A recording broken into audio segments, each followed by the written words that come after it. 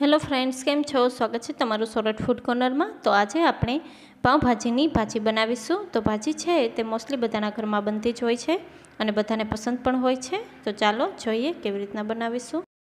તો પાવભાજી બનાવવા માટે સૌપ્રથમ અહીં મેં ટામેટાં, ડુંગળી અને લસણ કટ કરેલા લીધા છે। બટેકા, રીંગણ, ફ્લાવર, દૂધી અને કોથમીર કટ કરીને લેવાની છે। લીલા વટાણા, જીરું, હિંગ, હળદર, ધાણા જીરું પાવડર, લાલ મરચું પાવડર, ગરમ મસાલો, મીઠું, બટર અને પાવભાજી મસાલો લીધો છે। તો ચાલો જોઈએ કેવી રીતના બનાવીશું। સૌપ્રથમ આપણે બધા વેજીટેબલ્સને બાફી લેવાના છે। તો તેના માટે અહીં મેં કુકરમાં 2 ગ્લાસ પાણી લીધું છે। તેમાં આપણે બધા સબ્જી એડ કરી દેવાના છે। તો અહીં મેં ફ્લાવર, રીંગણ, બટેકા અને દૂધી એડ કરી દીધી છે। તેને બાફી લેવાનું છે। શાકભાજીની ક્વોન્ટિટી તમે તમારા જરૂરિયાત મુજબ લઈ શકો છો। તેમાં સ્વાદ મુજબ મીઠું એડ કરીશું। તેને બરોબર મિક્સ કરી અને બાફી લેવાના છે।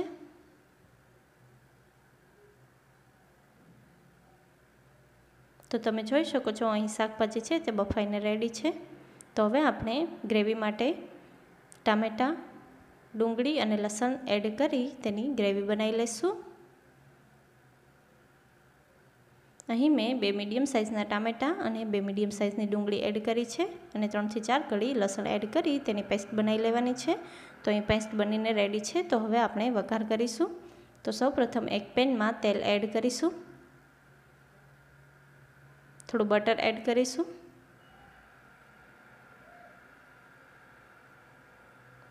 ગરમ થાય એટલે તેમાં જીરું એડ કરી દેવાનું છે।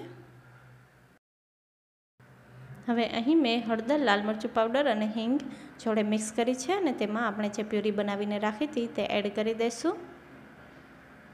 તેને બરોબર મિક્સ કરી દેવાનું છે।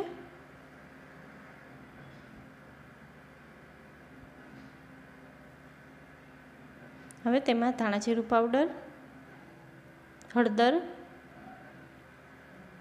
ગરમ મસાલો, પાવભાજી મસાલો અહીં 2 ચમચી એડ કરેલ છે, લાલ મરચું પાવડર, સ્વાદ મુજબ મીઠું બધું એડ કરી અને તેમાં બરોબર મિક્સ કરી દઈશું। હવે આપણે તેને 2 થી 3 મિનિટ સુધી ચડવા દેવાનું છે। ગ્રેવી છે તેમાંથી તેલ છૂટું પડી જાય એટલે આપણે તેમાં સબ્જી એડ કરી દઈશું। તો અહીં જે સબ્જી બાફીને રાખી હતી તે એડ કરી દઈશું અને લીલા વટાણાને અલગથી બાફી અને તે એડ કરી દેવાના છે। જો તમને મારી આ રેસીપી પસંદ આવે તો મારી ચેનલને લાઇક, શેર તેમજ સબસ્ક્રાઈબ કરવાનું ના ભૂલશો અને બાજુમાં રહેલ બેલ આઇકોન દબાવવાનું બિલકુલ ના ભૂલશો, જેથી કરીને મારા દરેક વિડીયોની નોટિફિકેશન તમને મળતી રહે। હવે અહીં મેશરની મદદથી તેને મેશ કરી દેવાની છે।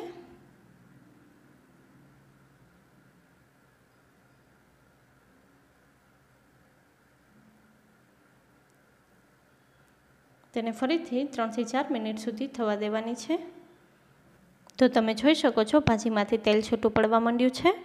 તો આપણી ભાજી છે તે બનીને તૈયાર છે। તેમાં કટ કરેલી કોથમીર એડ કરીશું અને તેને બરોબર મિક્સ કરી દેવાની છે।